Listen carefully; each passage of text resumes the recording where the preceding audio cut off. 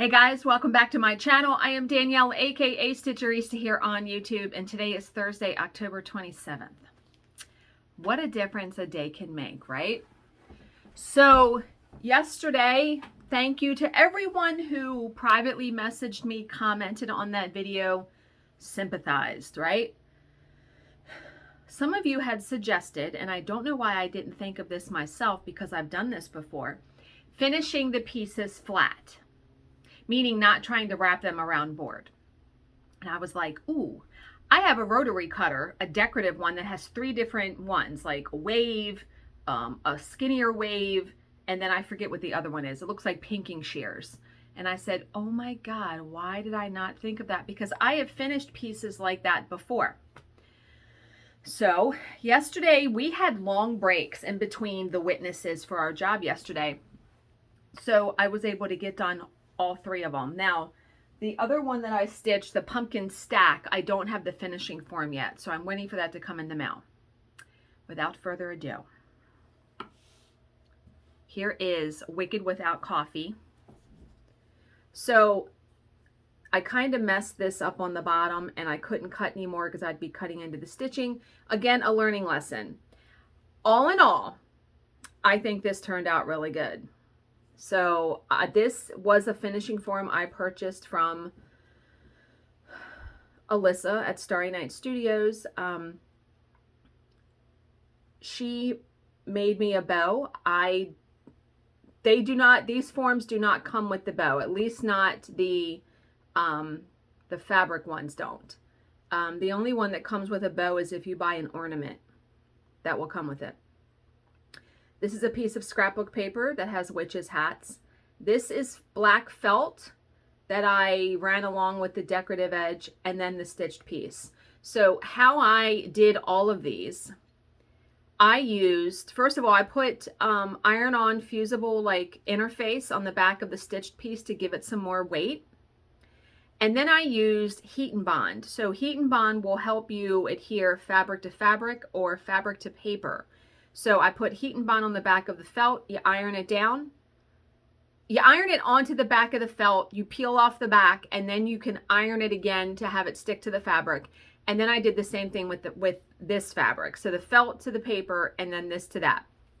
I could have used glue, but I have a bunch of the heat and bond and it works really well. It's a little time consuming. And then I just glued the bow on using tacky glue. And I had bought this little witch hat button, so I glued that on.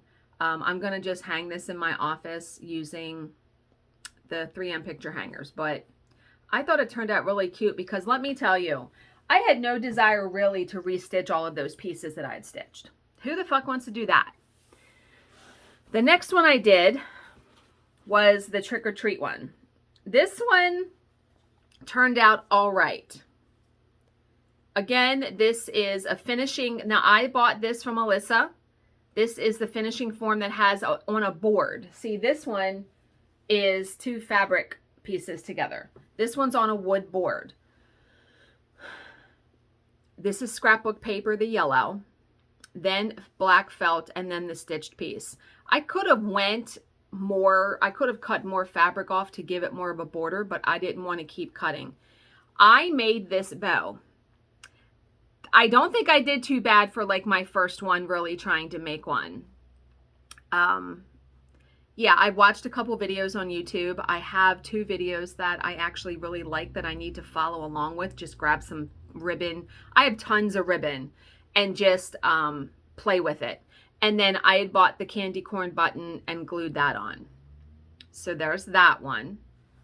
Now, the last one. Danielle. Okay, so I'm going to show you it first because you're going to see something different on it. So this was actually an ornament. It had a black hanger. It came with, this is from Alyssa, again, at Starry Night Studios. So this is what I had ordered, and it came with the bow. It came with a black hanger that I actually wound up cutting off because I decided I wasn't going to use this as an ornament. I'm just going to hang it, you know, put the 3M picture hanger stuff on the back. Alyssa is fabulous in making bows. She's just done so many of them. You know, practice makes perfect, right? So, again, black felt and then the stitched piece. Now, I was not thinking when I ironed this on to this. Remember I had 3 black buttons here? Well, I melted them because heat on a wax button or whatever material resin is going to melt it. And I also didn't realize when I ironed over this that it melted completely away the spider's eyes. So I had to glue the spider's eyes back on. I have tons of those green ones. And then I remembered I had bought a bunch of these star buttons. So I decided to just put 2 bigger ones. First of all, I took scissors and very carefully cut off the 3 black buttons that I had ruined. Yeah, I did that and I was like, oh my God, like, what are you thinking, Danielle? So in the future, if I stitch something on fabric that has either diamonds or this, you glue those on after you have it all done. So that was another lesson learned. I learned a lot of lessons yesterday. So the bow was already on here, and then I had this cute little ghost button that I had bought and glued on there. I think they turned out pretty good. After all of my ranting and raving and all of that, yesterday work went fine. And so my next piece I wanted to stitch, I decided I wanted to keep going with the smalls in the book because I have a goal. I really want to stitch every single one in there, and I have plans for them, right? So the next one was Halloween basket. Now, my plan originally was to stitch it on 28 count Whisper Lugana, which is like a light gray. And then I was like, well, let me try coloring some white perforated paper, which I was able to go to Hobby Lobby on my lunch break yesterday, and they had 2 packs, so I bought those. I colored the paper gray, and then I started stitching on it last night, and I didn't like it. And I thought, okay, now that I know I can finish them flat like this, and it looks good, and I'll just get better and better at that, right? I decided to go ahead and just start this and stitch this on the 28 count Lugana in Whisper. So here is my progress. I really like this fabric. I really like the Whisper fabric.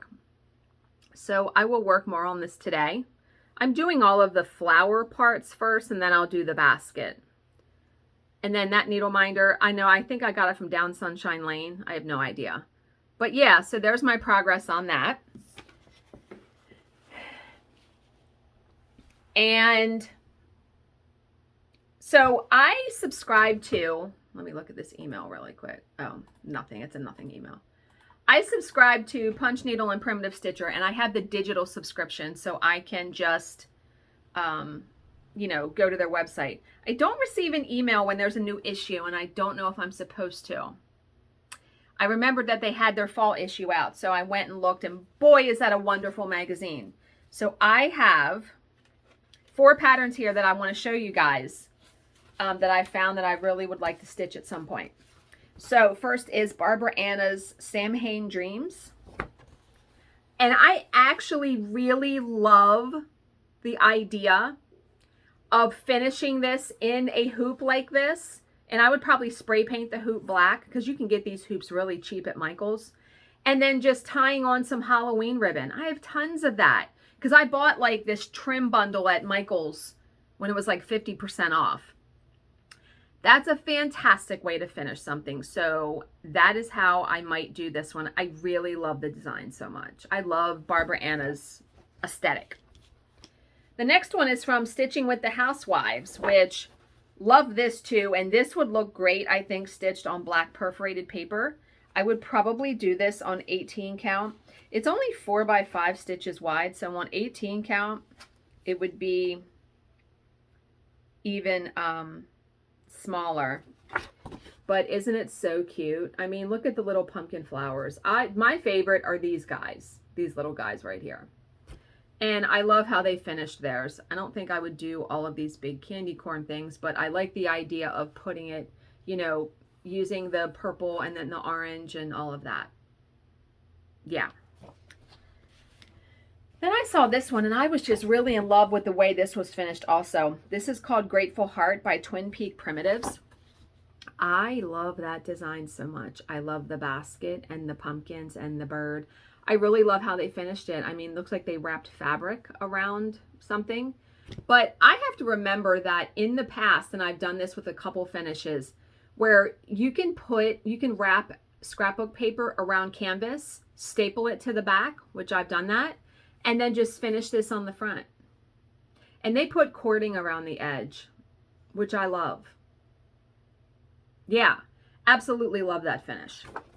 And then the final one, I have to stitch it. I have to stitch it for my office door. It is by Rivaris, and it says, "This is The Witch is In." Are you kidding me right now? Are you freaking kidding me? I love that. Now, I was already, and I didn't buy anything because I think I have to actually go to Hobby Lobby or Michael's when I stitch this, trying to think outside the box as far as what I'm going to finish it on. Nothing I have is this size because it has to be like 12 inches wide. 12 inches wide is just the stitching, so it would need to be at least 2 inches past that. So something like 14 inches wide, and this is 7 inches tall. So I need something like that size. So I'm going to have to put on my thinking cap because I really would love to hang it. I would love to take that Thanksgiving piece off of there and hang this on there instead. So this weekend, Saturday, I might go to Michael's because Michael's has all of their Halloween stuff like 60-70% off, and see if there's anything there that I can use and just like cover it with scrapbook paper or something and get it really cheap. So may do that. And then the final thing I wanted to share with you. So this pattern has been in my head since I bought it at Needlework Expo. It is Wildflowers by Kathy Barrick. I absolutely love this so much. Now, I would just stitch the flower. I would not stitch this stuff up here or this stuff at the bottom. I might stitch my initials, maybe, but I really just love the flower part. And my thought was I would love to stitch this because it's 90% white. I would love to stitch this on a bright colored fabric like red. Now, I found this piece of fabric on eBay. It is crossed wing linen in Redbird, and it's gorgeous. And I really think I'm going to stitch that piece on here. I've stitched on crossed wing linen before, a couple Mirabilia pieces I did, really gorgeous fabric. Look at that fabric. I mean, can you imagine the white on that? Would that not look fantabulous? Seriously, because it's like white, darker color for the branches, and then it's all outlined in black. Oh my God. Yeah, I mean, this piece of fabric is stunningly gorgeous. Absolutely love it. And it's so much brighter in person. It's not showing up as bright on camera as it is in, in front of my face. So I'm so happy that you guys had suggested about finishing the pieces flat. And some of you even offered to finish them for me, which I greatly appreciate that so much, all of the messages and comments that I got. So, but I'm pleased. I'm pleased with how they turned out, and that I was able to do it without too much stress and strife once I figured out about doing them, flat. So I hope you guys are all having a good Thursday. As always, if you have any questions, please leave them in the comment section below, and I will answer them to the best of my ability.